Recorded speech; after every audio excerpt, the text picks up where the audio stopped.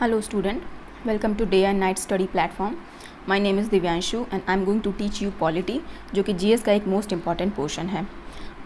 Guys आप किसी भी सेंट्रल यूनिवर्सिटीज़ या स्टेट यूनिवर्सिटीज़ के BA, LLB या LLB के प्रिपरेशन कर रहे हो अंडर ग्रेजुएट प्रोग्राम के लिए, तो आपके लिए ये कोर्स काफ़ी बेनिफिशियल रहने वाला है. जिस भी सेंट्रल यूनिवर्सिटीज़, स्टेट यूनिवर्सिटीज़ के एंट्रेंस एग्ज़ाम में, इन सारे एंट्रेंस एग्ज़ाम में जो भी क्वेश्चंस GS के पॉलिटी सेक्शन से पूछे जाते हैं उसके लिए ये कोर्स काफ़ी हेल्पफुल रहेगा. और इस कोर्स के एक्सेस से पहले गाइस कुछ बातें जान लीजिए. ये कोर्स स्टार्ट जब होगा तो आपको एक ऑनलाइन रिकॉर्डेड क्लासेस मिल जाएंगे. पर डे आपको एक क्लासेस मिलेंगे. ड्यूरेशन अप्रॉक्सीमेटली 1 आवर्स रहेंगे. और उस क्लास के बाद आपको PDF मिलेंगे उस सेक्शन के. पहले आप क्लास करो, देन PDF पढ़ो.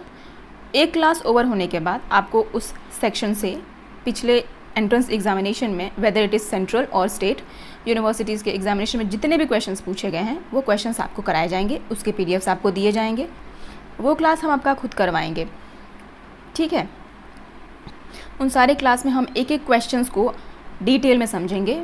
डिटेल एनालिसिस उस क्वेश्चन पेपर का किया जाएगा, जितने भी क्वेश्चंस बैक ईयर में आ चुके हैं इस टॉपिक से रिलेटेड, ठीक है. Next will be your doubt session class. आपका एक डाउट सेशन क्लास रखा जाएगा. आपको जो भी उस क्लास से रिगार्डिंग कोई डाउट आ रहा है वहाँ आप उस डाउट को क्लियर कर सकते हैं. पर्सनल गाइडेंस के लिए आपको एक नंबर दे रहे हैं 19657914. अगर क्लास से रिलेटेड आपको कोई दिक्कत आ रही है, कोई टॉपिक नहीं समझ आ रहा है या कॉन्सेप्ट थोड़ा बहुत क्लियर ना हुआ, कन्फ्यूजन है, आप इस नंबर पे आफ्टर 5 PM मैसेज कर देना. आपका क्वेश्चंस रिजॉल्व कर दिया जाएगा. Apart from this, class related आपको कोई दिक्कत आ रही है, कुछ टेक्निकल प्रॉब्लम आ रहे हैं, आप क्लास का एक्सेस नहीं ले पा रहे हैं, तो आपको एक नंबर दिया जाएगा 6387986764. ये ऑफिस का नंबर है. आपको अगर अपार्ट फ्रॉम क्लासेस कोई दिक्कत आती हैं, DNS के बारे में आपको कुछ पता करना है, कोर्सेज़ के बारे में आपको कुछ जानकारी लेनी है, आप इस नंबर पे कॉल करना. आपका प्रॉब्लम वहाँ रिजॉल्व कर दिया जाएगा.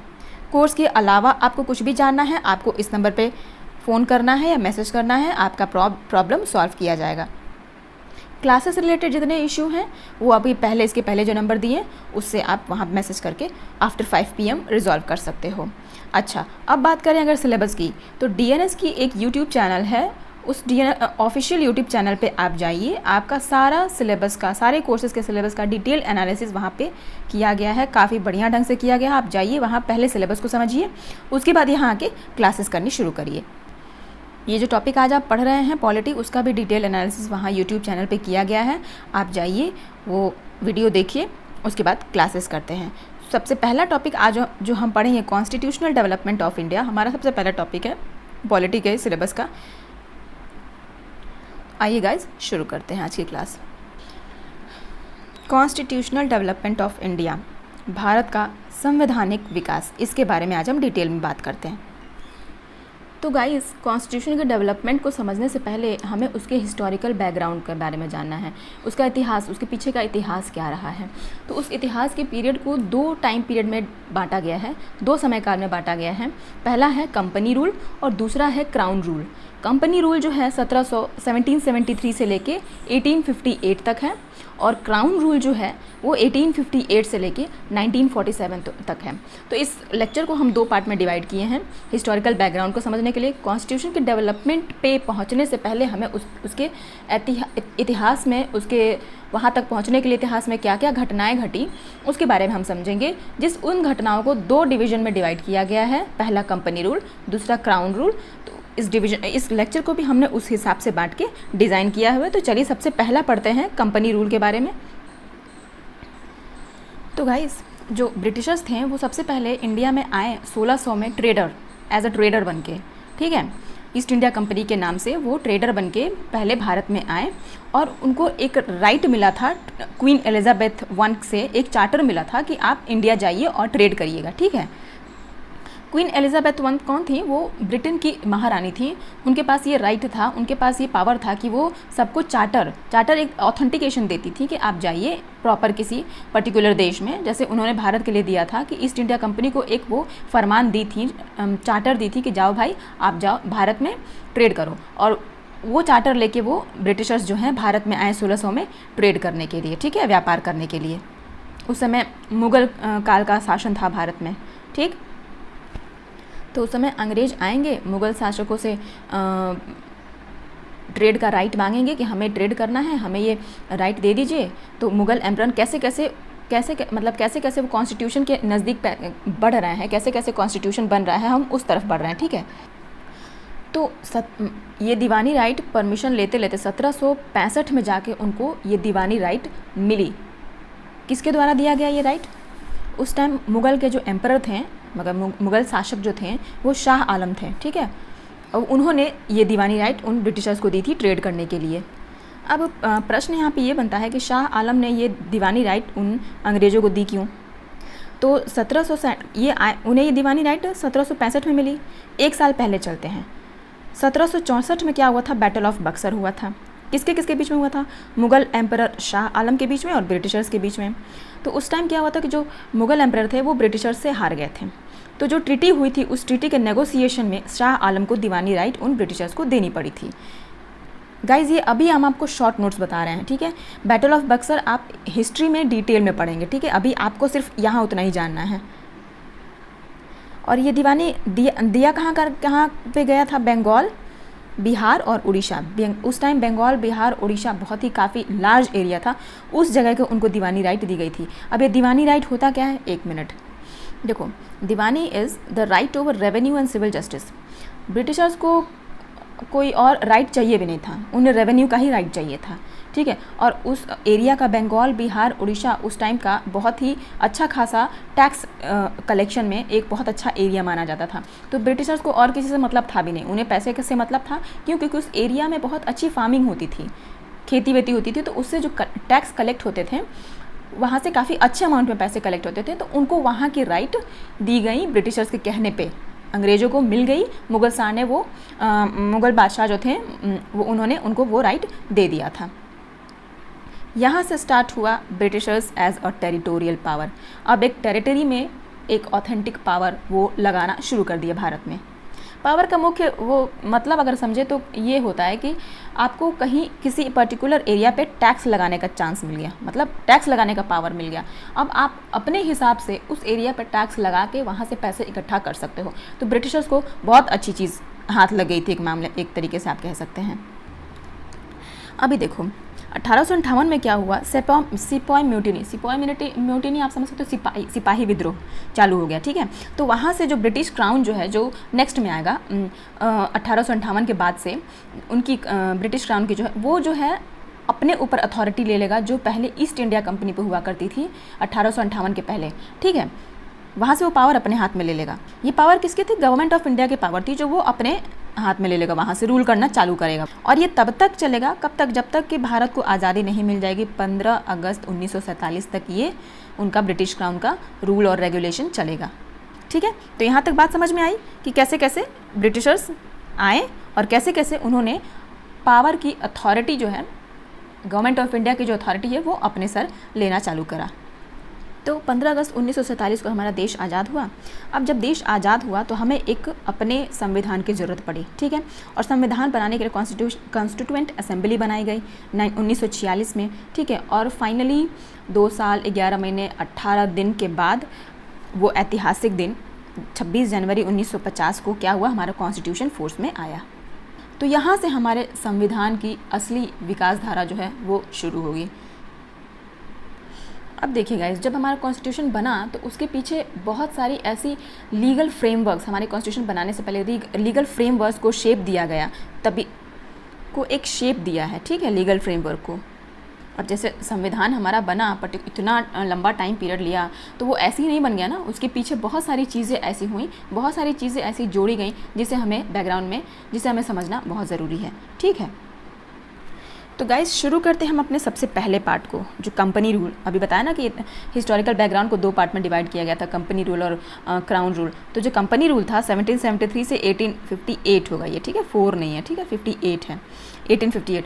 मतलब इस बीच जो जो घटनाएं घटी, जो जो एक्ट्स बनाए गए ब्रिटिशर्स ईस्ट इंडिया कंपनी के द्वारा, वो हमें डिस्कस करना है यहाँ पे, ठीक है।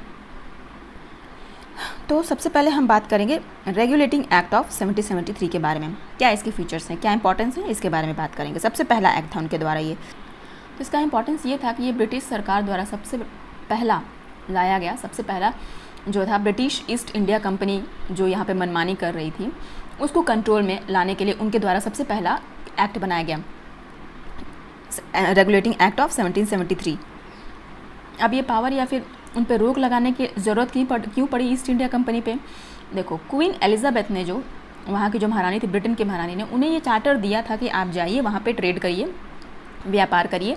लेकिन जो ब्रिटिश ईस्ट इंडिया कंपनी थी वो यहाँ पे आके क्या कर रही थी, अपना टेरिटोरियल एक्सपेंशन कर रही थी, मतलब अपने एरिया को बढ़ा रही थी। फोर्टिफिकेशन नहीं, अभी फोर्टिफिकेशन का कॉन्सेप्ट नहीं आएगा, लेकिन हाँ टेरिटोरियल एक्सपेंड कर रही थी, ठीक है। तो वो एक तरीके से देखा जाए तो वो एलिजाबेथ के फरमान के खिलाफ जा रहे थे ईस्ट इंडिया कंपनी।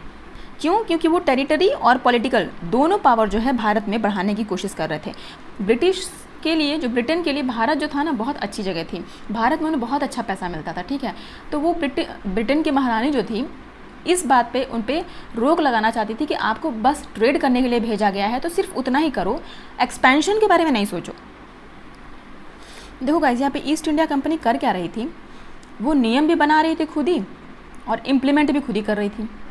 मतलब एडमिनिस्ट्रेटिव फंक्शन भी कर रही थी वो और पॉलिटिकल फंक्शन भी कर रही थी। तो ये बात जो है क्वीन एलिजाबेथ को रास नहीं आई। तो उन्होंने क्या किया कि नहीं भैया, ये दोनों चीज़ें जो हैं बिल्कुल अलग हैं, नियम बनाना बिल्कुल अलग बात है और एडमिनिस्ट्रेट करना या फिर इम्प्लीमेंट करना वो अलग बात है, ठीक। तो इस चीज़ को हटाने के लिए सबसे पहला स्टेप जो लिया गया ब्रिटिश गवर्नमेंट के से, वो ये था कि governor of Bengal as governor general of Bengal, जो बंगाल का गवर्नर था उसे गवर्नर जनरल कर दिया। उनका मेन वो था ना मोटो ब्रिटिशर्स का कि एक सेंट्रलाइज पावर रहे इंडिया में, केंद्रीय शासन आज जो बोलेंगे अगर आप उस मामले में, तो केंद्रीय मतलब एक सरकार कोई रहे, वो ये चाहते थे। और वो कौन रहे, वो ब्रिटिशर्स अपने द्वारा इलेक्ट किया हुआ कोई इंसान यहाँ पे भेजेगा, वो दिमाग में उनके ये चल रहा था। क्वीन एलिजाबेथ की जो ईस्ट इंडिया जो ब्रिटिश की महारानी थी, उनके दिमाग में ये बात चल रही थी।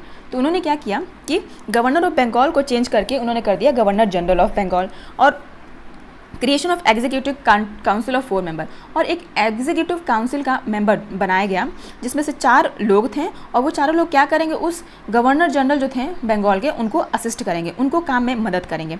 तो जो पहले गवर्नर जनरल बने वो थे लॉर्ड वॉरेन हास्टिंग।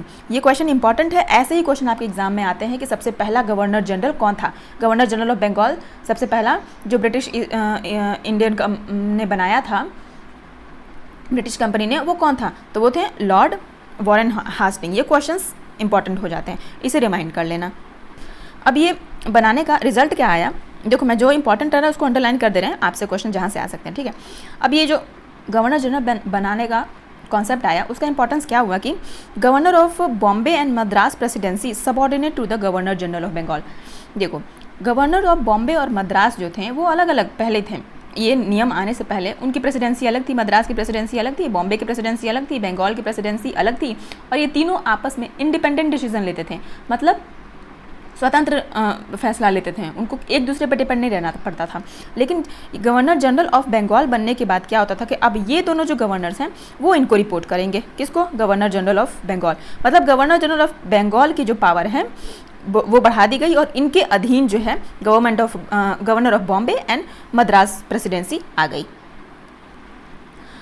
अच्छा, इसी एक्ट के तहत जो है सुप्रीम कोर्ट बनाया गया था कलकत्ता में 1774 में, ठीक है। और ये बोला गया कि एक चीफ जस्टिस होगा और 3 अदर जजेस होंगे। तो क्वेश्चन ये आपका इंपॉर्टेंट बन सकता है कि सुप्रीम कोर्ट कौन से एक्ट के तहत बनाया गया, तो वो बनाया गया रेगुलेटिंग एक्ट ऑफ 1773। ये क्वेश्चन आपका इंपॉर्टेंट हो सकता है, इसे नोट कर लेना, आते हैं क्वेश्चंस ऐसे ही। एक इसका फीचर ये भी है कि जो सर्वेंट्स थे कंपनी के, ईस्ट इंडिया कंपनी के जो सर्वेंट थे, वो किसी भी प्राइवेट ट्रेड या ब्राइब या घूस लेने से यहाँ पे अब उनको रोक दिया गया कि नहीं भाई, अब आपको कोई किसी तरह का प्राइवेट अफेयर या प्राइवेट ट्रेड जो है या फिर ब्राइब जो है नेटिव से नहीं लेने हैं। वो करते क्या थे, जो ब्रिटिश ईस्ट इंडिया कंपनी के जो सर्वेंट्स हैं ना, वो भारत के कई सारे जगह पे अपॉइंट थे, ठीक है। तो मान लो अलग अलग प्रेसिडेंसीज़ में अपॉइंट हैं वो, तो वहाँ के राजे रजवाड़े जो थे उनकी हेल्प करते थे पैसे के माध्यम से, नौकर चाकर के माध्यम से। तो ये बातें जो थी ब्रिटिश कंपनी को पसंद नहीं आई। किसको? क्वीन एलिजाबेथ को।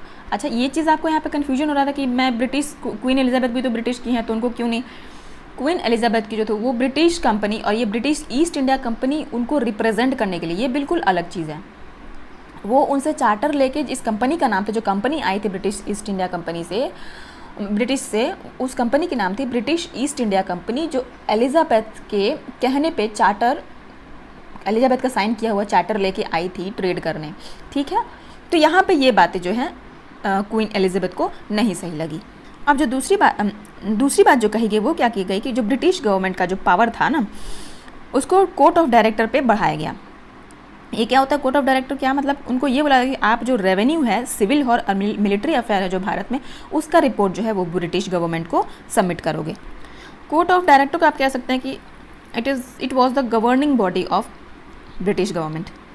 क्या होता है ये कुछ ग्रुप ऑफ लीडर्स होते हैं जो किसी ऑर्गेनाइजेशन को लीड करते थे। तो ये जो ग्रुप था ना, ये ब्रिटिशर्स के, जो ब्रिटेन के लोग थे, ब्रिटेन की जो सरकार थी, तो हर एक ऑर्गेनाइजेशन एक सेलेक्टेड लोगों का ग्रुप बनाती है कि एक ऑर्गेनाइजेशन बनाती है कि एक पर्टिकुलर टॉपिक से लेके या पर्टिकुलर सब्जेक्ट से लेके कोई भी दिक्कतें हो, कोई भी रिपोर्ट हो, आप हमें सबमिट करिए, आप हमें उसके बारे में बताइए। तो वैसे ही ब्रिटिश हुकूमत सरकार की एक बॉडी थी कोर्ट ऑफ डायरेक्टर, जो भारत के रेवेन्यू, सिविल और मिलिट्री अफेयर्स की रिपोर्ट जो है वो ब्रिटेन को भेजते थे। अब आते हैं उनके द्वारा दूसरा एक्ट लाया गया, Pitt's India act of 1784। Pitt's India act of 1784 के बारे में अगर बात करें तो ये ब्रिटिश पार्लियामेंट में पहली बार इंट्रोड्यूस किया गया था ब्रिटिश प्राइम मिनिस्टर पिट्स के द्वारा, जनरल पिट्स के द्वारा। तो इसमें, इस एक्ट में जो सबसे पहली चीज़ निकल के आई कि वो कॉमर्शियल और पॉलिटिकल फंक्शंस जो थे कंपनी के, उनको अलग किया गया। मतलब कॉमर्शियल एज इन कि वो जो ट्रेड कर रहे थे भारत से ब्रिटेन के लोग, ब्रिटिश ईस्ट इंडिया कंपनी, वो उनका कॉमर्शियल पावर है। पॉलिटिकल फंक्शंस ये हैं कि जैसे वो अपने टेरिटरी एक्सपैंड कर रहे थे, एरिया को एक्सपैंड कर रहे थे, टैक्स कलेक्ट कर रहे थे। तो इन दोनों के बीच में डिफरेंट किया गया कि नहीं भाई देखिए, आप ट्रेड करने के लिए गए हो, सिर्फ ट्रेड करो, पॉलिटिकल फंक्शंस आपको नहीं करने हैं। मतलब इस एक्ट ने पार्लियामेंट में विलियम पिट्स ने ये बताया कि देखो भाई, आप एज अ व्यापारी और एज अ सरकार दोनों काम नहीं कर सकते। आप कॉमर्शियल में व्यापारी आ जाएगा ना, तो आप या तो व्यापारी का काम करो या तो सरकार का। तो सरकार तो वैसे भी उन्हें नहीं करने देती क्योंकि इंडिया से बहुत ज़्यादा फ़ायदा उनको मिल रहा था। फिर जब ये बात कर दी गई कि जब कॉमर्शियल पावर फंक्शन अलग है, पॉलिटिकल फंक्शन अलग है, तो अब इन फंक्शंस को गवर्न कौन करेगा, लीड कौन करेगा, उसके लिए अलग से ऑर्गेनाइजेशन बनाई जाएंगी। तो जो कॉमर्शियल फंक्शन है ईस्ट इंडिया कंपनी का, वो रहेगा आपके कोर्ट ऑफ डायरेक्टर के पास। कोर्ट ऑफ डायरेक्टर का अभी मैंने आपको थोड़ी देर पहले क्लास में बताया क्या होता है कोर्ट ऑफ डायरेक्टर, ठीक है। वो फंक्शन रहे कॉमर्शियल फंक्शन, वो जो ऑर्गेनाइजेशन है कोर्ट ऑफ डायरेक्टर, वो लेगा ईस्ट इंडिया कंपनी का कॉमर्शियल फंक्शन। अब जो पॉलिटिकल फंक्शंस थे वो गए एक नई बॉडी, जो नई बॉडी उन्होंने बनाई थी वो था बोर्ड ऑफ कंट्रोल, ठीक है, board of control to manage political affairs. तो जो पॉलिटिकल फंक्शंस थी ईस्ट इंडिया कंपनी को, उसको कौन देखेगा? आप बोर्ड ऑफ कंट्रोल। वो नई बॉडी बनाई गई इसी चीज़ को गवर्न करने के लिए। अब ये भी बोर्ड ऑफ कंट्रोल जो है ना, ये भी लंदन में ही है, ब्रिटेन में ही है, और जो कोर्ट ऑफ का वो है डायरेक्टर, वो भी लंदन यानी ब्रिटेन में है।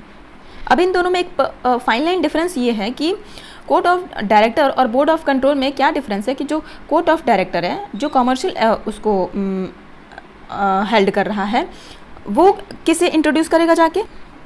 ईस्ट इंडिया कंपनी को।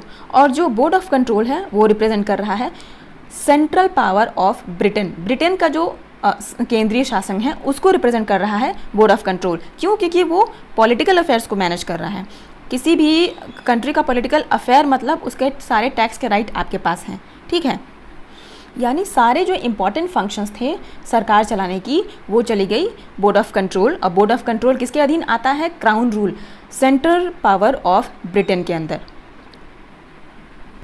तो एक तरह से यहाँ पे सिस्टम ऑफ डबल गवर्नमेंट आ गया, ठीक है। डबल गवर्नमेंट का सिस्टम आ गया। क्या कि बोर्ड ऑफ कंट्रोल जो है वो काम करेगी उनके लिए, ब्रिटिश गवर्नमेंट के लिए, और जो कोर्ट ऑफ डायरेक्टर है वो काम करेगी ब्रिटिश ईस्ट इंडिया कंपनी के लिए। तो डुअल गवर्नमेंट बन गया। तो सिविल गवर्नमेंट चलाने की ताकत, मिलिट्री ताकत, ये सब चली गई किसके पास? रेवेन्यू ताकत जो भी है वो सब चली गई बोर्ड ऑफ कंट्रोल यानी ब्रिटिश सरकार के पास। और बाकी जो ट्रेड करने की ताकत रह गई वो बस किसके पास रह गई? British east India company. तो यहाँ से आप ये समझ सकते हैं कि ब्रिटिश ईस्ट इंडिया कंपनी के पास कुछ नहीं बचा। क्या बचा? सिर्फ ट्रेड पावर बचे उनके पास, सिर्फ कॉमर्शियल फंक्शन वो करेंगे। और बाकी सरकार चलाने की बात करें तो वो करेगी ब्रिटिश कंपनी, क्राउन रूल करेगी वो। तो इससे क्या हुआ कि पहली बार जो है जो रेवेन्यू थे भारत के वो बोले गए ब्रिटिश पोजेशन इन इंडिया। इसके पहले वो ब्रिटिश नहीं था, वो British east India possession in India था। तो ये एक्ट आने के बाद, पावर ब्रिटिश क्राउन पे जाने के बाद ये बन गया ब्रिटिश पोजेशन इन इंडिया। तो यहाँ से आप ये अंडरस्टैंड कर सकते हो कि ये बोर्ड ऑफ कंट्रोल बना के, जो बोर्ड ऑफ कंट्रोल नई बॉडी बनी थी, ये बना के ब्रिटिशर्स ने सुप्रीम कंट्रोल अपना बना लिया भारत पे। Crown rule, British east India company में नहीं, क्राउन रूल जो था उसने अपना सुप्रीम कंट्रोल जो है पॉलिटिकल अफेयर्स पे बना लिया। पॉलिटिकल, मिलिट्री, रेवेन्यू अफेयर्स पे, भारत के जितने सारे अफेयर्स पे उस पर अपना दबदबा बना लिया क्राउन रूल ने। और जो कॉमर्शियल ट्रेड था वो रह गया ब्रिटिश ईस्ट इंडिया कंपनी के पास, जो यहाँ व्यापार करने आए थे। अब नेक्स्ट आता है हमारा charter act of 1813, charter act 1813 का, ठीक है। इसमें मेन क्या किया गया कि जो कंपनी की ट्रेड मोनोपोली थी ना, ट्रेड मोनोपोली हिंदी में बोलें व्यापार एकाधिकार जो था कंपनी का, ईस्ट इंडिया कंपनी का, वो हटा दिया गया। पहले क्या था कि सिर्फ ब्रिटिश ईस्ट इंडिया कंपनी ही भारत में आके व्यापार कर सकती थी, ठीक है। अब बोला गया भैया आप ऐसा नहीं हो सकता, और भी सारी कंपनीज़ हैं जो इंडिया में आके व्यापार करना चाहती हैं। और वो जो कंपनी का जो भारत के जो ट्रेड की मोनोपोली थी वो ऑल ब्रिटिशर्स मर्चेंट्स के लिए ओपन कर दी गई, ऑल ब्रिटिश मर्चेंट्स के लिए खोल दी गई कि अब आइए आप भी भारत के साथ व्यापार करिए। तो ये एक प्रॉपर मेन जो काम किया गया था उसमें कि उनकी मोनोपोली जो है वो रिड्यूस कर दी गई। इसका ये मतलब है कि जितने भी ब्रिटिश मर्चेंट्स हैं, जितने भी इंग्लैंड में मर्चेंट्स हैं, वो अब आके भारत आके ट्रेड कर सकते हैं, अपना व्यापार स्टैब्लिश कर सकते हैं। लेकिन दो जगह पे उनकी जो मोनोपोली थी ना वो रखी गई, वहाँ से उनकी मोनोपोली जो है, एकाधिकार जो है वहाँ से नहीं हटाया गया। क्या? ट्रेड इन टी, चाय का जो वो ट्रेड करते थे, और ट्रेड विथ चाइना, और चाइना से जो ट्रेड करते थे, इन दोनों पे उनकी जो मोनोपोली थी, उनकी जो एकाधिकार थी, उसको मेंटेन किया गया कि नहीं, चाय का ट्रेड और चाइना से जो भी मटेरियल आप ट्रेड करते हैं, जो भी करते हैं, उस पर आप ही का एकाधिकार रहेगा, वहाँ और कोई ब्रिटिश मर्चेंट्स नहीं आएंगे। दूसरी चीज़ क्या कही गई कि ब्रिटिश क्राउन जो है वही सर्वे सर्वा है किसका? Companies territory in India. Company की जितनी भी टेरिटरी है, ब्रिटिश ईस्ट इंडिया कंपनी की जो टेरिटरी है, उन सब का मालिक एक तरीके से आप बोल सकते हैं वो ब्रिटिश क्राउन ही है, ठीक है। मतलब इस चीज़ को एक बार फिर से असर्ट किया गया कि ये बात रियल है कि अब हर चीज़ किसके अधीन आ गया?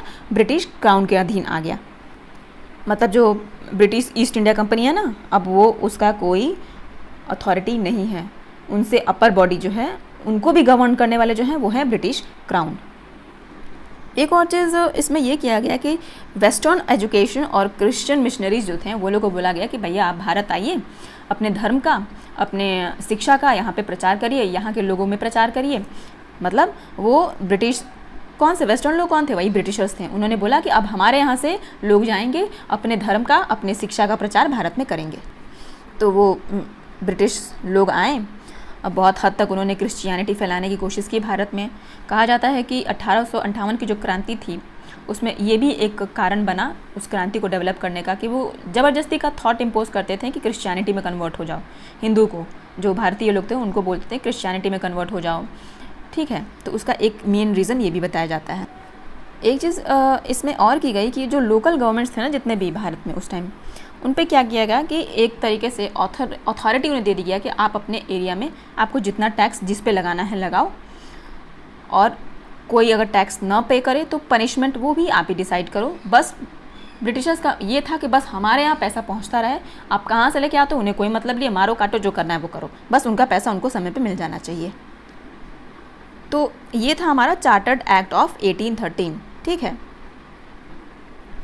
अब नेक्स्ट हमारा है chartered act of 1833। Chartered act of 1833 का जो चार्टर्ड एक्ट था उसमें क्या बताया गया, इसमें यह था कि made governor general of Bengal as a governor general of India.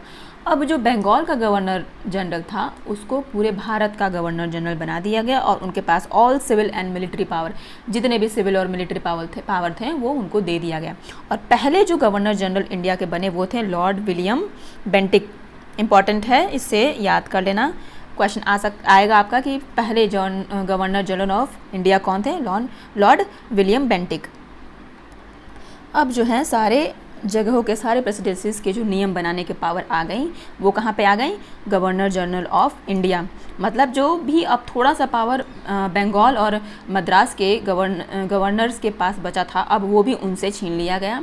अब उस एरिया में भी जो भी डेवलपमेंट के काम होंगे, जो भी पॉलिसीज़ बनाई जाएंगी वो कौन बनाएगा, वो गवर्नर जनरल ऑफ बंगाल बनाएगा, ठीक है। तो उनके पूरी भारत पे अगर देखा जाए तो एक तरीके से पूरे भारत की अथॉरिटी जो है वो उनके पास आ गई, पूरे भारत के सिविल और मिलिट्री पावर की अथॉरिटी। इसमें ये भी बोला गया कि इस एक्ट से रिलेटेड जितने भी एक्ट्स बनाए जाएंगे इसके पहले बन चुके हैं उसे बोलेंगे रेगुलेशन, और अब जो आगे बनाया जाएगा उसको बोला जाएगा एक्ट।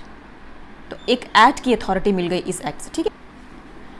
एक और इसमें एक्टिविटी क्या की गई कि जो ईस्ट इंडिया कंपनी है, ये EIC ईस्ट इंडिया कंपनी, ठीक है, शॉर्ट फॉर्म में मैंने लिखा है। ईस्ट इंडिया कंपनी जो कमर्शियल बॉडी थी, ठीक है, वो पहले चाय और चाइना के साथ उनकी ट्रेड मोनोपोली थी कि मतलब एकाधिकार व्यापार था उनका चाय और चाइना से, मतलब चाइना से और चाय पर जो भी व्यापार करेंगे वो सिर्फ और सिर्फ ईस्ट इंडिया कंपनी करेगी। अब वो भी उनसे छीन लिया गया, ठीक है, और उनको प्योरली एक एडमिनिस्ट्रेटिव बॉडी बना दिया गया। पहले उनके सिर्फ उनके पास एक कॉमर्शियल पावर था ही, ट्रेड करने का पावर, अब वो भी उनसे मतलब इस स्टेटमेंट का आप कैसे समझ सकते हैं कि अब जो ब्रिटिश ईस्ट इंडिया कंपनी जो ट्रेड कर रही थी अब ना वो तो कॉमर्शियल बॉडी थी और ना ही अब वो पॉलिटिकल बॉडी थी, अब वो क्या बन के रह गई, सिर्फ एडमिनिस्ट्रेटिव बॉडी।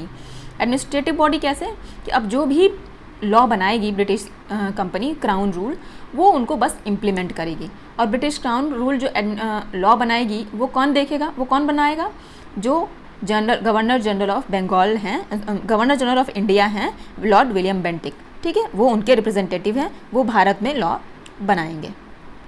और इस लॉ बनाने में जो इम्प्लीमेंटेशन का काम करेगा उसमें थोड़ी बहुत हेल्प जो है east India company crown rule का करेगी। तो अब उनका बस इतना ही एग्जिस्टेंस रह गया था भारत में। नेक्स्ट प्रावधान इसमें जो लेके आया गया वो था कि ओपन कंपटीशन रख दिया गया selection of civil servant. Civil servant मतलब आज के जो IAS PCS हैं उनके एडमिनिस्ट्रेट करने के लिए, देखो सिविल सर्वेंट्स का काम क्या होता है, जो लॉ बनता है उसको इम्प्लीमेंट कराना सोसाइटी में। तो उसको एडमिनिस्ट्रेशन के जो लॉ जो बन रहे थे उसको इम्प्लीमेंट कौन कराएगा, एडमिनिस्ट्रेशन के लोग। और उस एडमिनिस्ट्रेशन में ब्रिटिशर्स एक दो तो थे नहीं, बहुत सारे लोग थे। तो ओपन कंपटीशन रखा गया कि उस कंपटीशन को जो क्वालिफाई करेगा वो ये सर्वेंट बनेगा, ब्रिटिश सिविल सर्वेंट बनेगा।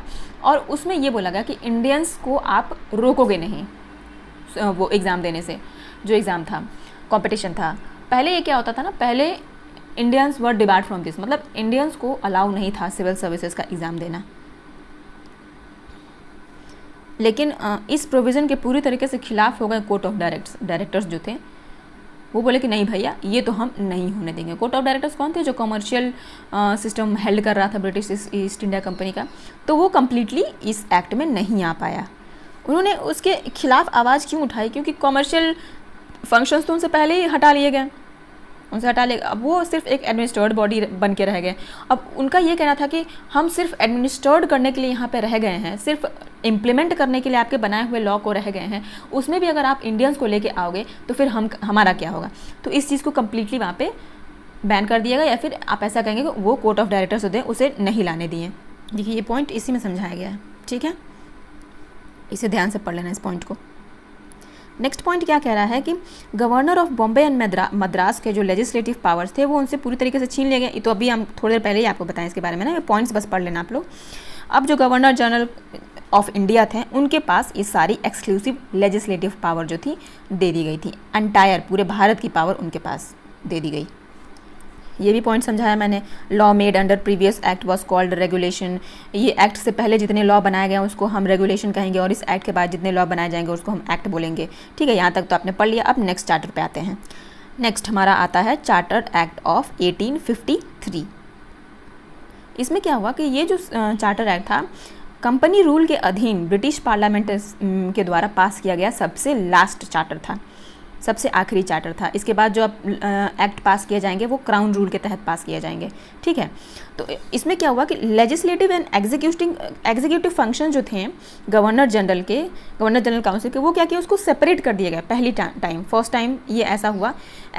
लेजिस्लेटिव एंड एग्जीक्यूटिव फंक्शन क्या होता है? लेजिस्लेटिव फंक्शन होता है लॉ बनाना, नियम बनाना।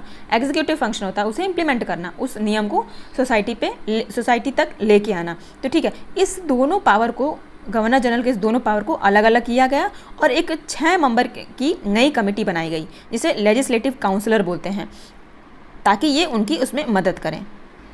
इसीलिए एक separate governor general legislative council बना। ठीक है, जिसको कहते हैं इंडियन लेजिस्लेटिव काउंसिल। किस लिए बना था ये गवर्नर जनरल को असिस्ट करने के लिए।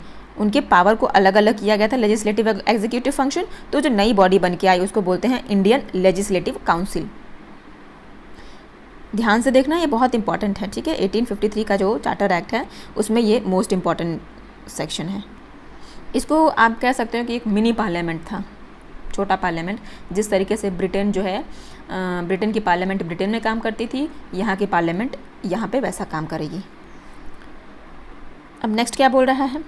जो चीज़ पहले करने की कोशिश की गई थी वो इसमें भी की गई। क्या? Open competition system of selection and recruitment of civil servant for India also.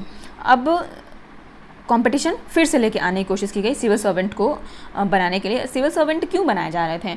आप लॉ तो ठीक है, लॉ ब्रिटिश सरकार बना ले रही है, ब्रिटिश लोग इम्प्लीमेंट करने के लिए भी तो कुछ लोग चाहिए ना। एडमिनिस्ट्रेशन में कौन रहता है? जो लॉ बन के आता है उसको सोसाइटी तक लेके जाना वही लोग करते हैं। तो उसके लिए ओपन कंपटीशन रखा गया। उसमें बोला गया कि भारतीय लोग भी उस कंपटीशन को दें, और अगर वो कंपटीशन निकालते हैं तो उन्हें भी हायर अथॉरिटी यानी हायर पोजीशन पे रखा जाएगा। किस पे? इम्प्लीमेंटेशन के प्रोसेस में।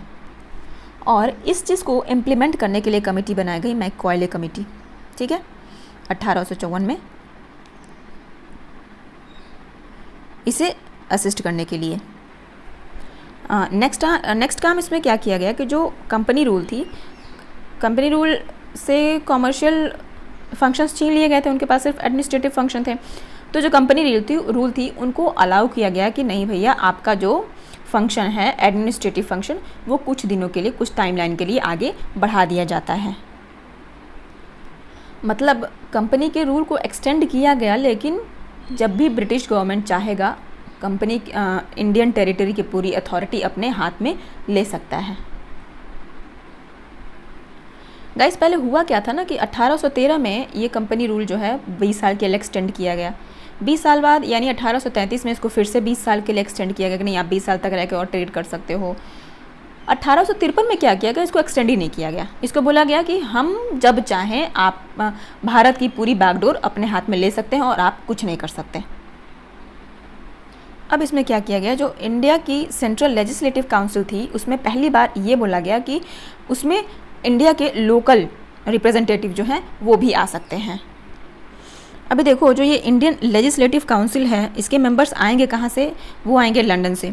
तो इसमें ये बोला गया कि ठीक है, वो 6 मेंबर की कमेटी आप बना रहे हो, तो उसमें जो लोग लंदन के लेके आ रहे हो उसमें कुछ लोकल लोग भी तो होने चाहिए। आखिर भारत में आप लोग रह रहे हो तो लोकल रिप्रेजेंटेटिव्स भी तो होने चाहिए ना। तो ये बोला गया कि जो 6 मेंबर्स जो अपॉइंट हो रहे हैं उसमें से 4 मेंबर्स जो हैं वो यहीं लोकल, मतलब इंडिया के होने चाहिए। ठीक है, लोकल प्रोविंस। अब वो कहाँ के होने चाहिए? Government of Madras, Bombay, Bengal and Agra. इन चारों कॉन्स्टिट्यूएंसी के जो मेंबर्स हैं उसको इसमें आप अपॉइंट करिए, न कि सिर्फ ब्रिटिशर्स। ठीक है, तो यहाँ तक बात समझ में आई।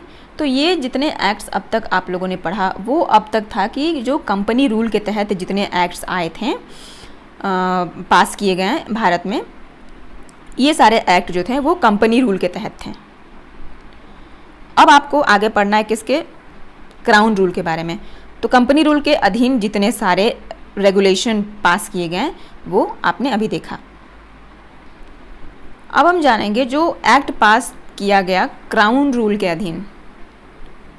क्राउन रूल के अधीन यानी जो अब प्रॉपर ब्रिटिश गवर्नमेंट जो थे यहाँ पे इस्टेब्लिश हो चुकी थी, ठीक है। 1858 की क्रांति के बाद कुछ ऐसा हुआ कि ईस्ट इंडिया कंपनी को पूरी तरह से बाहर निकाल फेंक दिया गया और अब वहाँ पे प्रॉपर ब्रिटिश क्राउन का इस्टेब्लिशमेंट हो गया था भारत में, पूरे भारत पे उनका राज अब हो गया था। तो ये कब से कब तक चला, जब तक अपना देश आज़ाद नहीं हो गया, 1957 तक, 1947 तक चला, ठीक है। अब इसके बाद 1858 के बाद अब जितने भी लॉ आएंगे ना वो रेगुलेशन के एक्ट के नाम से जाने जाएंगे। इसके पहले जितने भी आता था वो रेगुलेशन के नाम से जाना जाता था, अब वो जितने भी आएंगे अब एक्ट के नाम से आएंगे। तो जो सबसे पहला एक्ट आता है वो क्या है, गवर्नमेंट ऑफ इंडिया एक्ट 1858। अब इसके अंदर क्या बात कही गई है, इसको हम बोलते हैं act of good government of India. ऐसा क्यों बोला गया इस चीज़ को, ब्रिटिशर्स ने ये देखा जब 1857 की क्रांति हुई तो ब्रिटिशर्स ने ये सोचा कि भाई हमसे ऐसी क्या गलती हो गई कि पूरे नॉर्दर्न साइड के जो लोग हैं वो ब्रिटिशर्स के खिलाफ खड़े हो गए थे। तो कुछ गलतियां उन्होंने देखी और उसको सुधारने के लिए इस एक्ट को लेके आया गया जिसको बोलते हैं गवर्नमेंट ऑफ इंडिया एक्ट 1858। 1857 की क्रांति आप मॉडर्न हिस्ट्री में अच्छे से पढ़ेंगे, यहाँ पे आपको बस शॉर्ट में जानना है ये कि ये आया क्यों, गवर्नमेंट ऑफ इंडिया एक्ट क्यों आया, ठीक है। तो इसको हम बोलते हैं act of good government of India. ये क्या किया, abolish East India Company, East India Company को उखाड़ फेंका ये, और transfer the power of government territories and revenues to the British crown. और अब जितनी भी पावर थी गवर्नमेंट की, टेरिटरीज की, रेवेन्यू की, टैक्स कलेक्शन की, जितनी भी पावर थी वो अब चली गई ब्रिटिश क्राउन यानी जो क्वीन एलिजाबेथ है उनके पे आ गई अब सारी पावर्स। अब वो सारी भारत की बैकडोर ब्रिटिश क्राउन के हाथ में चला गया। यहाँ से ब्रिटिश ईस्ट इंडिया कंपनी का एग्जिस्टेंस जो है पूरी तरीके से ख़त्म कर दिया गया। सेकेंड पॉइंट ये है कि India will be governed under the name of her majesty. अब इंडिया की जो गवर्नमेंट चलेगी वो किसके नाम पे चलेगी, हर मैजेस्टी यानी क्वीन एलिजाबेथ, उनके नाम पे अब भारत की सरकार चलेगी। एक चेंज ये भी किया गया कि गवर्नर जनरल ऑफ इंडिया जो थे अब वो चेंज हो गए वाइसरॉय ऑफ इंडिया, ठीक है। और अब उनको बोला गया कि he was a direct representative of British crown in India. मतलब अब ब्रिटिश क्राउन के जो डायरेक्ट रिप्रेजेंटेटिव हैं जो ब्रिटिश क्राउन को दर्शाते हैं वो अब कहे जाएंगे क्या, वाइसरॉय ऑफ इंडिया। और जो सबसे पहले वाइसरॉय बने थे वो कौन थे, लॉर्ड कैनिंग। इंपॉर्टेंट है, इसे मार्क कर लीजिएगा, ठीक है।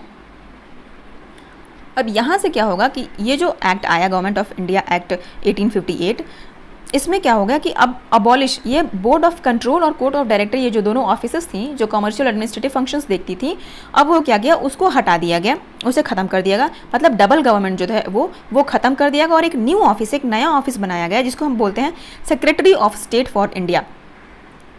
और उसकी अथॉरिटी जो है और कंट्रोल जो है वो किसका, इंडियन एडमिनिस्ट्रेशन पे उसका आ गया। और वो कौन देख रहा था, वाइसरॉय देख रहा था। जहाँ तक इसे गवर्न करने की बात आए तो ये जो गवर्न करेगा ब्रिटिश पार्लियामेंट का एक मेंबर होगा, ब्रिटिश कैबिनेट का एक मेंबर होगा और वो सारी रिपोर्ट यहाँ से जो है ब्रिटिश पार्लियामेंट तक पहुँचाएगा। अब जो सेक्रेटरी ऑफ स्टेट बने थे, कोर्ट ऑफ डायरेक्टर और बोर्ड ऑफ कंट्रोल को हटा के जो secretary of state for India बनाया गया था, उनको असिस्ट करने के लिए एक कमेटी बनाई गई 15 मेंबर की, काउंसिल ऑफ इंडिया एक बनाई गई, एडवाइजरी बॉडी बनाई गई, वो उनको असिस्ट करेंगे। और उनके जो उस कमेटी के जो चेयरमैन थे वो सेक्रेटरी ऑफ स्टेट, ये ओ है, ठीक है, सेक्रेटरी ऑफ स्टेट रहेंगे। तो एक नई बॉडी बनाई गई। अब इस एक्ट में इंडियन काउंसिल एक्ट 1861, मतलब अब इस एक्ट के बाद अब जितने भी आप एक्ट देखोगे ना, जितने इंडियन काउंसिल एक्ट्स आएंगे उसमें हर में देखा गया कि इंडियंस की पार्टिसिपेशन जो है वो बढ़ाई गई। इंडियंस की जो प्रॉपर इंडियन नेटिव्स हैं उनके पार्टिसिपेशन लॉ में, मेकिंग में, एग्जीक्यूशन में बढ़ाया गया। तो अगर हम बात करें वाइसरॉय वही ब्रिटिश के ही थे जो, तो वाइसरॉय ऑफ इंडिया थे, उनकी दो फंक्शंस थी, लेजिस्लेटिव फंक्शंस और एग्जीक्यूटिव फंक्शन। लेजिस्लेटिव फंक्शन यानी law making function, executive function यानी उस लॉ को इम्प्लीमेंट करने वाला फंक्शन। तो दोनों टाइम पे ना इंडियंस को दोनों लेजिस्लेटिव और एग्जीक्यूटिव में अलग अलग टाइम पे एंट्री मिली ब्रिटिश पार्लियामेंट में, यहाँ ब्रिटिश इंडियन पार्लियामेंट में। तो सबसे पहला उन्हें एंट्री मिला एग्जीक्यूशन के, मतलब लॉ मेकिंग फंक्शन में इंडियंस को सबसे पहला एंट्री दिया गया। वॉइसरॉय ने ये एंट्री दी 1861 में, और उन्होंने क्या किया कि कुछ इंडियंस को उन्होंने as a non official member अपने काउंसिल में एंट्री की। नॉन ऑफिशियल और ऑफिशियल क्या होता है? ऑफिशियल मेंबर वो होते हैं कि जो ब्रिटिश से चुन के आते हैं, ब्रिटेन से चुन के आते हैं, वो ऑफिशियल मेंबर हैं। और नॉन ऑफिशियल जो है कि जो भारत के ही लोग हैं और जिस भी प्रेसिडेंसीज़ के लोग चुन के नहीं, जो जिसे वॉइसरॉय चुनता है, वॉइसरॉय नॉमिनेट करता है, वो लोग को नॉन ऑफिशियल बोला गया। तो एग्जीक्यूटिव फंक्शन में 1862 में लॉर्ड कैनिंग जो उस टाइम के वॉइसरॉय थे, उन्होंने 3 इंडियंस को नॉमिनेट किया, ठीक है, Raja of Banaras, Maharaja of Patiala and Shri Dinkar Rao. इन तीनों लोग को एग्जीक्यूशन लॉ मेकिंग प्रोसेस में एंट्री दी वॉइसरॉय ने। इसके बाद क्या किया गया कि जो रेगुलेटिंग एक्ट ऑफ 1773, अभी आप कंपनी रूल में वो पढ़े उसके बारे में, कि जितने भी प्रेसिडेंसीज थी जिनको डिसेंट्रलाइज किया गया था, अब उसको सेंट्रलाइज किया जाने लगा। सेंट्रलाइज एज इन कि अब तो वॉइसरॉय पूरे भारत का बन चुका था ना, एक सेंट्रल अथॉरिटी बन गया था, तब जितनी भी छिटपुट राज्य जो बच गए थे उसको अब सेंट्रलाइज करने की बात होने लगी। तो ब्रिटिशर्स ने ये सोचा कि भाई अगर हमें भारत में रूल करना है तो कुछ जो राज्य हैं, जो प्रेसिडेंसीज हैं, उनको उनका पावर जो है हमें वापस देना पड़ेगा। तो इसमें अगर देखें तो बॉम्बे, मद्रास प्रेसिडेंसीज जो हैं उनको उनकी अथॉरिटी वापस दी गई। कैसे? By restoring the legislative power, ये पॉइंट है, और बॉम्बे एंड मद्रास, ठीक है। तो ये जो पहले रेगुलेटिंग एक्ट ऑफ 1773 से जो डिसेंट्रलाइजेशन का प्रोसेस शुरू हुआ था, अब उसको ले आके सेंट्रलाइज किया गया और सब कुछ कॉन्स्टिट्यूएंसी के पावर जो है वो उनके अधीन किए गए। इसमें हुआ क्या कि also establish new legislative council for Bengal. अब बंगाल, नॉर्थ वेस्ट प्रोविंस और पंजाब के जो हैं उनके लिए अलग से एक न्यू लेजिस्लेटिव काउंसिल्स भी बनाई गई, जो कब बनाई गई? 1862 में, 1886 में, 1897 में। 1862 बंगाल का, 1886 नॉर्थ वेस्ट पंजाब का, और 1896 पंजाब नॉर्थ वेस्ट प्रोविंस का हो जाएगा 1886, और पंजाब का हो जाएगा 1897। अब जहाँ जहाँ पे जितनी प्रोविंसेस बनेंगी तो ऑब्वियस है ना, उसको चलाने के लिए कुछ लोग चाहिए। और हमने देखा है कि इसी एक्ट में कि नॉन ऑफिशियल्स मेंबर्स की यानी इंडियंस की एंट्री होने लगी, तो नंबर ऑफ़ प्रेसिडेंसीज बढ़ाई गई, नंबर ऑफ़ प्रोविंसेस बढ़ाए गए ताकि लेजिस्लेटिव पावर जो है उनको दिया जा सके। नेक्स्ट पॉइंट क्या बता रहा है कि ये इस एक्ट ने क्या किया, वॉइसरॉय को जो है पावर दे दिया रूल और ऑर्डर बनाने के लिए, ठीक है। और पोर्टफोलियो सिस्टम आया। पोर्टफोलियो सिस्टम क्या होता है कि जो लॉर्ड कैनिंग थे उस टाइम के, इस टाइम जो वॉइसरॉय ऑफ इंडिया थे, वो 2 फंक्शंस उनके बॉडी के उनके अधीन आती थी, एग्जीक्यूटिव और लेजिस्लेटिव।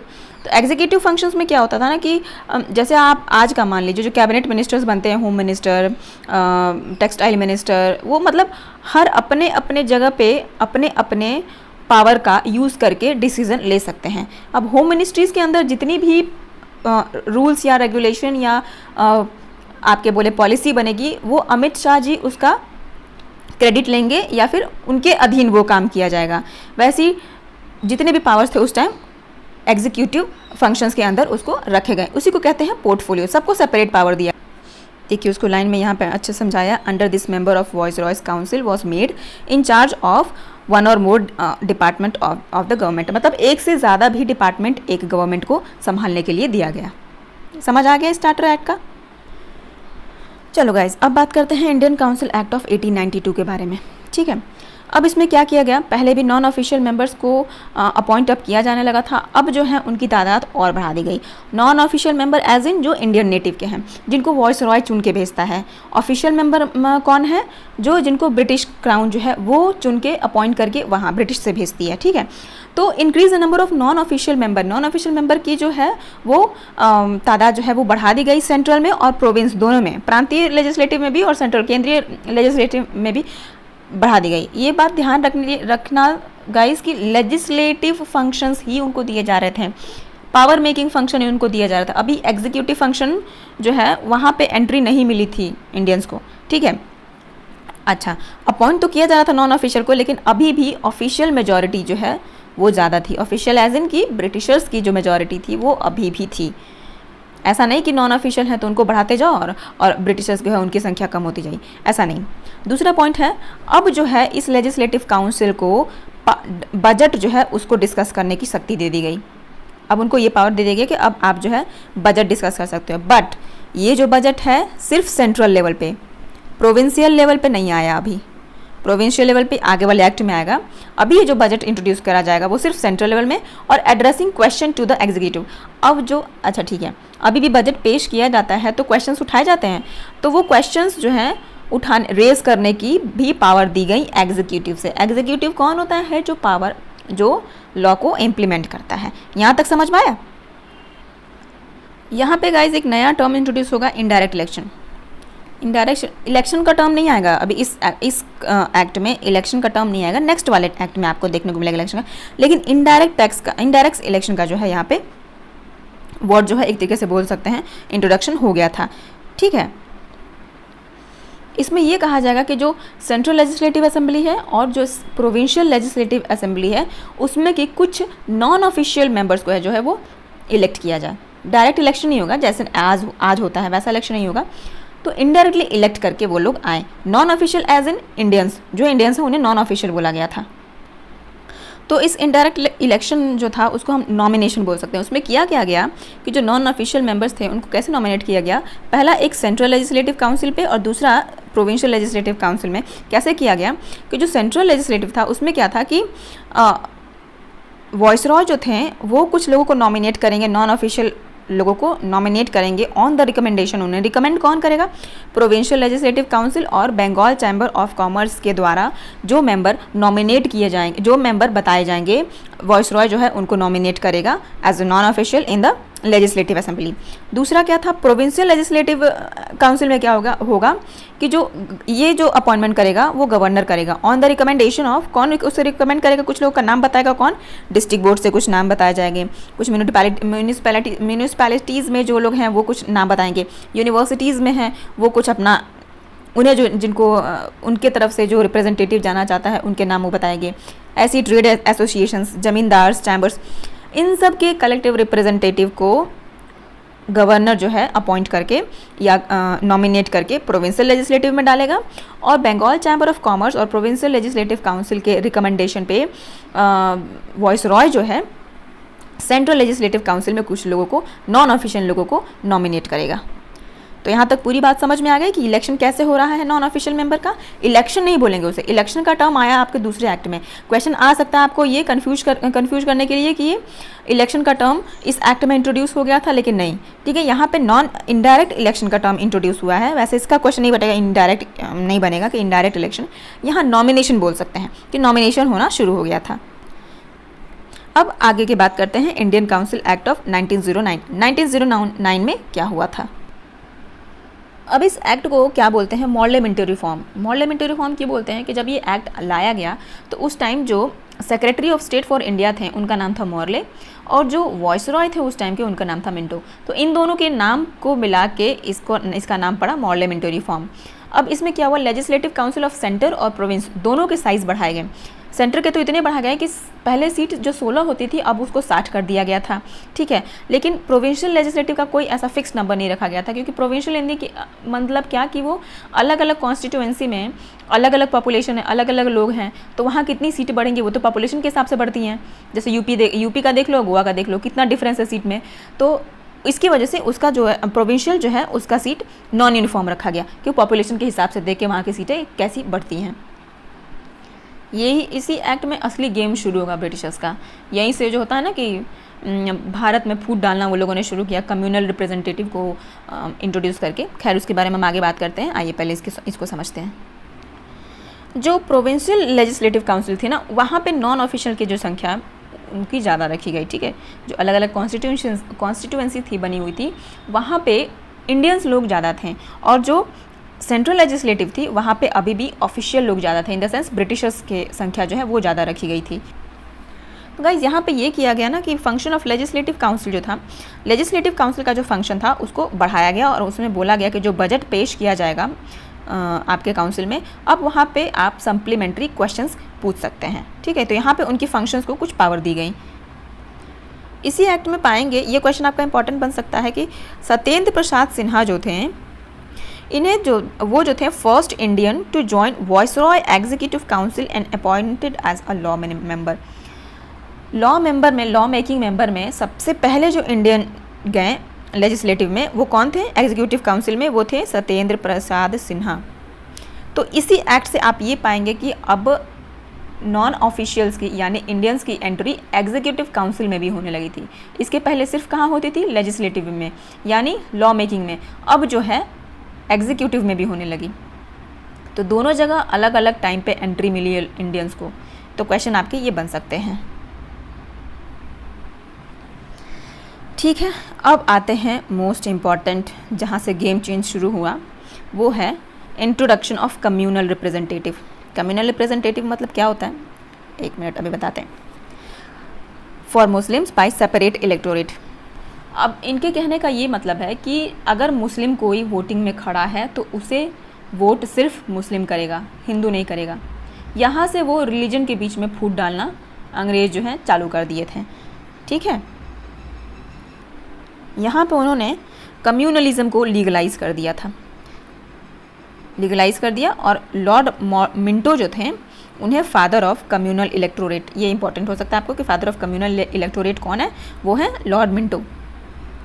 अंडरलाइन कर लेना इसे। अब देखो, ये जो रिप्रेजेंटेशन की मांग है ना, वो चारों तरफ से बढ़ रही थी। सबको रिप्रेजेंटेशन में आना था, सबको अपना लॉ मेकिंग प्रोसेस में आना था। तो ये एक्ट ने क्या किया? Separate representation of presidency corporation, chamber of commerce, universities and जमींदार। मतलब उन्होंने सबको अलग अलग प्रेसिडेंसी दी इस एक्ट के तहत। अब हम देखते हैं गवर्नमेंट ऑफ इंडिया एक्ट 1919। अब तक आपने इतने सारे एक्ट देखें, अब बारी है गवर्नमेंट ऑफ इंडिया एक्ट 1990। इसके तहत क्या कहा गया कि ब्रिटिश गवर्नमेंट जो थे, उन्होंने 20 अगस्त 1917 को पहली बार ये कहा कि हमें भारत में रिस्पॉन्सिबल गवर्नमेंट चाहिए। We want to introduce a responsible government in India. तो जब ये एक्ट आया तो उसे बोला गया मॉन्टेगू चैम्सफोर्ड रिफॉर्म। इसके बारे में आप जानते होंगे। ये रिफॉर्म आया तो 1919 में था, लेकिन इसको ये फोर्स में आया, मतलब इम्प्लीमेंट हुआ 1921 में। इसमें जो मॉन्टेगू थे और चैम्सफोर्ड, ये दोनों अलग अलग चीज़ें हैं। ठीक है, ये एक ही लोग नहीं हैं। जो मॉन्टेगू थे वो थे secretary of state for India, और जो चैम्सफोर्ड थे वो कौन थे? वॉइसरॉय ऑफ इंडिया उस टाइम पे। तो सबसे पहले तो इन्होंने ये काम किया कि कौन कौन मतलब सब्जेक्ट को इन्होंने डिवाइड किया। सब्जेक्ट एज इन कि कौन कौन से मैटर पे सेंट्रल लॉ बना सकती है, कौन कौन से मैटर पे स्टेट या प्रोविंस लॉ बना सकती है, उन्हें अलग अलग पहले इन्होंने किया। इसमें क्या हुआ कि grant franchises to the limited number of people on the basis of property tax and education. Property tax और एजुकेशन के बेसिस पे जो वोट देने की वो पावर है, उनको लिमिटेड कर दिया गया, उनको इंडियंस को दे दिया गया। ठीक है, और एक न्यू ऑफिस बनाया गया हाई कमीशन नाम से। ठीक, और separate provincial budget from central budget and authorised provincial legislator to enact their own budget. और सेंट्रल लेवल और प्रोविंशियल लेजिस्लेचर का जो लेवल था, अब वहाँ पे अलग अलग फॉर्म में आप मतलब सेंटर अलग बजट पेश करेगा और प्रोविंशियल जो है वो अलग बजट पेश करेगा। तो इस लॉ के तहत इसको भी इंट्रोड्यूस किया गया। अब देखिए, 3 of the 6 member of executive council to be Indian. Executive council में जो 6 मेंबर होते थे, उसमें से 3 जो हैं वो इंडियन होने चाहिए। अच्छा, divided provincial subject into 2 parts. Provincial subject जो थे, जो निचला वाला वो था काउंसिल था, उन्होंने उसको 2 पार्ट में डिवाइड किया, ट्रांसफ़र और रिजर्व।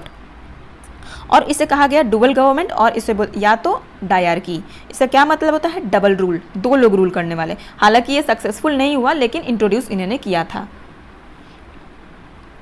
यहाँ पे देखो गाइस, डायरेक्ट इलेक्शन का प्रावधान आएगा। इस वाले एक्ट में डायरेक्ट इलेक्शन आया। गवर्नमेंट ऑफ इंडिया एक्ट 1919 में डायरेक्ट इलेक्शन का आया, और पहली टाइम यहाँ पे बाई कैमरलिज्म को इंट्रोड्यूस किया गया, और यहाँ से ही बना हमारा अपर हाउस और लोअर हाउस। और majority of member of both houses were elected by मतलब डायरेक्ट इलेक्शन से। दोनों हाउस में जो पीपल इलेक्ट होते थे वो डायरेक्ट इलेक्शन से ही होके जाते थे। ये मैक्सिमा बनाया गया उसका। अब बारी आती है गवर्नमेंट ऑफ इंडिया एक्ट 1935। ये बहुत इंपॉर्टेंट है, सारे एक्ट्स में से सबसे इंपॉर्टेंट ये है क्योंकि ये बहुत ही बड़ा डॉक्यूमेंट था, 10 शेड्यूल थे उस टाइम उसके। और कहा जाता है कि आज़ादी के पहले जितना भी एक्ट आया, जितना भी डॉक्यूमेंट आया, उसमें सबसे बड़ा जो डॉक्यूमेंट है वो गवर्नमेंट ऑफ इंडिया एक्ट 1935 है। सबसे इम्पॉर्टेंट बात इसमें जो कही गई कि ये जो है setup all India federation, all India federation in the sense कि ब्रिटिश और इंडिया प्रोविंसेस, ब्रिटिश और जो प्रिंसली स्टेट हैं वो दोनों इंडिया के पार्ट हैं, सिर्फ अकेले ब्रिटिश या सिर्फ अकेले प्रिंसली स्टेट नहीं है। अब क्या, abolished dyarchy in the province and introduce provincial autonomy. Dyarchy जो ड्यूअल गवर्नमेंट थी ना प्रोविंस पे, उससे हटा दिया गया। इसी एक्ट के तहत रिजर्व बैंक ऑफ इंडिया की भी फॉर्मेशन हुई थी। ठीक है, इसे याद रखना, ये क्वेश्चन आ सकता है कि आरबीआई की फॉर्मेशन किस एक्ट के तहत हुई थी। यहाँ पे आप ये समझ सकते हैं गाइस कि जो प्रोविंशियल ऑटोनॉमी है ना, इसके कहने का ये मतलब है कि जो प्रोविंशियल लोग हैं अब उनको खुद के लिए लॉ बनाने के लिए छूट दे दी गई थी कि आप अपने प्रोविंस में अपने हिसाब से आपको जैसे सरकार चलाना है चलाइए। ठीक है, तो उसीलिए गवर्नमेंट ऑफ इंडिया एक्ट 1935 को ये बोला जाता है कि प्रोविंशियल गवर्नमेंट को उस टाइम बहुत सारी पावर दी गई थी इस तहत एक्ट के तहत। इसमें अबॉलिशन क्या हुआ था, abolished secretary of state for India, secretary of state for India जो था अब उसे हटा दिया गया था। ठीक है, एस्टैब्लिश हुआ क्या, federal court of India. Federal court federal court of India यानी संघीय न्यायालय जो है उसका एस्टैब्लिशमेंट हुआ 1937 में। और सर मॉरिस गैलर जो हैं वो पहले चीफ जस्टिस बनाए गए थे। इसे याद कर लीजिएगा, सर मॉरिस गॉयर को, ये पहले चीफ जस्टिस थे। यहीं से पावर का जो है डिवीजन शुरू हुआ 3 लिस्ट में, federal list, provincial list and concurrent list, जो आज हम अपने पॉलिटी में पढ़ते हैं, बहुत इंपॉर्टेंट हिस्सा है, आगे आप पढ़ेंगे। और इसने जो क्या एक्सटेंड किया, 10% ऑफ टोटल पॉपुलेशन जो था वो अब वोटिंग राइट उन्हें मिल गया। अब भारत की जो 10% संख्या थी उसमें उन्हें वोटिंग का राइट दे दिया गया। तो ये था गवर्नमेंट ऑफ इंडिया एक्ट 1935। अब पढ़ते हैं इंडिपेंडेंस एक्ट ऑफ 1947। ये जो था वो लास्ट था। ठीक है, इंडियन इंडिपेंडेंस एक्ट ऑफ 1947। इसके बाद तो ब्रिटिशर्स चले ही जाएंगे। तो ये जो लास्ट एक्ट बनाया गया इसके बारे में पढ़ते हैं। ये उन्होंने क्या बताया है, इसने बताया कि इस एक्ट से ब्रिटिश रूल जो है वो भारत में एंड हुआ, ख़त्म हुआ और इंडिया जो है as a sovereign independent state बना 15 अगस्त 1947 से। ये सब जानता है। और इसी एक्ट में इंडिया का विभाजन जो है 2 में हो गया, dominion of India and Pakistan. इनकी अलग बनी मुस्लिम लीग और इनकी बनी इंडियन नेशनल कांग्रेस। ये दोनों अपने अपने देश के लिए अपना अलग अलग कानून बनाएंगे, ये ब्रिटिशर्स के द्वारा कहा गया। इस एक्ट ने क्या किया, एम्पावर किया जो दोनों डोमिनियन इंडिया पाकिस्तान की जो भी कॉन्स्टिट्यूएंट असेंबलीज थी वो अपने अपने टेरिटरी के लिए, अपने अपने देश के लिए कॉन्स्टिट्यूशन बनाए और ड्राफ्ट या उसे एनफोर्स करे। ठीक है, और इसी एक्ट के तहत office of secretary for India जो था उसे हटा दिया गया। ठीक है, और इस एक्ट ने क्या डिज़ाइन किया, governor general of India and provincial governor as a constitutional head of the state. अब जो गवर्नर जनरल ऑफ इंडिया थे या प्रोविंशियल गवर्नर्स थे, अब उसको एक नाम दिया गया, क्या, कॉन्स्टिट्यूशनल हेड्स ऑफ स्टेट। ये इंपॉर्टेंट है, इसे मार्क कर लेना। इस एक्ट के तहत ऑफिस ऑफ वॉइसरॉय जो था उसे हटा दिया गया एंड फॉर ईच डोमिनियन, हर एक डोमिनियन के लिए गवर्नर जनरल को अपॉइंट किया। मतलब अब वॉइसरॉय ऑफ इंडिया नहीं रहेंगे, अब हर एक डोमिनियन यानी इंडिया के लिए और पाकिस्तान के लिए एक गवर्नर जनरल को अपॉइंट किया जाएगा। उस टाइम ब्रिटिशर्स ने ये कहा था कि जो डोमिनियन जो प्रिंसली स्टेट है, इंडियन प्रिंसली स्टेट, वो उनके ऊपर है कि वो पाकिस्तान में जाना चाहती है या इंडिया में जाना चाहती है या इंडिपेंडेंट रहना चाहती हैं। तो ग्रांटेड फ्रीडम वो उनको फ्री कर दिया गया कि आपको जो करना है, या आपको इंडियन प्रिंसली में रहना है, सॉरी इंडियन प्रेसिडेंसी में रहना है, आपको पाकिस्तानी प्रेसिडेंसी में रहना है या इंडिपेंडेंट रहना है, आपको जो करना है वो करिए। ठीक है, फिर इन्होंने क्या किया कि जो ब्रिटिश मोनार्क था, पहले ब्रिटिश साम्राज्य था, वो क्या करता था कि जो उस टाइम वॉइसरॉय ऑफ इंडिया थे, वो जो भी नियम कानून बनाते थे वो इस पर अपना वीटो दे सकते थे। लेकिन अब जो नए गवर्नर जनरल बन गए हैं उस पर ब्रिटिश मोनार्की का कोई भी हाथ या फिर कोई भी क्वेश्चन वो नहीं कर सकते, उन पे छोड़ दिया गया ब्रिटिश इंडियंस पे। और ये जो गवर्नर जनरल अपॉइंट किए गए थे इंडिया के, वो किसके एड एंड एडवाइस पे काम करेंगे काउंसिल ऑफ मिनिस्टर्स। और वो काउंसिल ऑफ मिनिस्टर्स कौन थे? इंडियन नेशनल कांग्रेस के जो बड़े बड़े दिग्गज नेता लोग थे उस टाइम, जिन्होंने नेशनलिज्म के लिए आवाज़ उठाई थी, उनकी बात और उनकी वही काउंसिल ऑफ मिनिस्टर्स है ना, जैसे आज का आप कैबिनेट मिशन कैबिनेट जो समझ सकते हैं ग्रुप जो है हमारे पार्लियामेंट में, उस टाइम था वो इंडियन नेशनल कांग्रेस का ग्रुप, और उस ग्रुप में काफ़ी दिग्गज लोग थे। तो उनके एड एंड एडवाइस पे ये गवर्नर जनरल जो था अपना कोई लॉ बना सकता था। तो ये था हमारा इंडियन इंडिपेंडेंस एक्ट ऑफ 1947, 1947 का जो इंडियन इंडिपेंडेंस एक्ट था, हम लोगों ने उसके बारे में सोचा। तो ये सारी बातें आज के लेक्चर में आपने देखा। तो क्या क्या हम लोगों ने पढ़ा कि कैसे ब्रिटिशर्स जो थे वो ट्रेड के पर्पज़ से भारत में आए, और ट्रेड टू टेरिटरी वो कैसे मूव किए, ट्रेड से लेके और अपना अपना जो साम्राज्य जो वो फैलाएं, वो किस तरीके से और कौन कौन सी तरीक़ों से वो वहाँ पहुँचे। और कॉन्स्टिट्यूशन बनने के पहले इतिहास में अगर हिस्टोरिकल बैकग्राउंड देखा जाए तो कैसी ऐसी कौन कौन सी घटनाएँ इंपॉर्टेंट और कौन कौन से एक्ट और रेगुलेशंस लेके आए गए जिसको कॉन्स्टिट्यूशन में, और उसी कॉन्स्टिट्यूशन के जो रेगुलेशन और एक्ट आए उसी को हम अपना जो हमारा अपना इंडिया का कॉन्स्टिट्यूशन बना उसमें कुछ कुछ जो है पार्ट जो है ऐड किया गया था। तो अब तक हम लोगों ने क्या किया, देखा कि हिस्टोरिकल बैकग्राउंड को दो पार्ट में डिवाइड किया गया है, कंपनी रूल और क्राउन रूल। कंपनी रूल कहाँ से कहाँ तक है? 1773 से 1858 तक।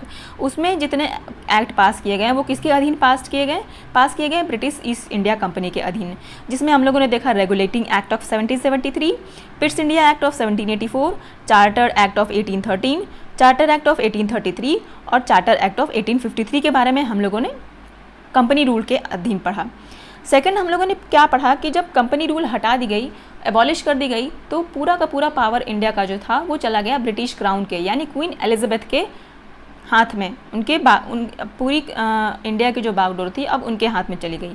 तो वो कब से कब तक चला? 1858 से लेके 1947 तक, जब तक हमारा देश आज़ाद नहीं हुआ। तो उसके अंदर अब यहाँ से जितने भी एक्ट या फिर यहाँ से जितने भी लॉ इंट्रोड्यूस किए गए उन्हें रेगुलेशन नहीं, उन्हें एक्ट के नाम से जाना गया। और उसमें हम लोगों ने क्या पढ़ा? Government of India act 1858, Indian council act of 1861, Indian council act of 1892, Indian council act of 1909, government of India act 1919, government of India act 1935 and Indian independence act of 1947। इन सब के बारे में मैंने आपको डिटेल में एक्सप्लेन कर दिया, important point बताया, यहाँ से क्वेश्चंस बन सकते हैं, अंडरलाइन करना। क्लास ओवर होने के बाद पीडीएफ को ध्यान से पढ़ना, 2-3 बार पीडीएफ पढ़ना, आपको रटने की कोई ज़रूरत नहीं पड़ेगी। कॉन्सेप्ट मैंने पूरा डिटेल में समझाने की कोशिश किया है guys. I hope so you have like this video. Thank you.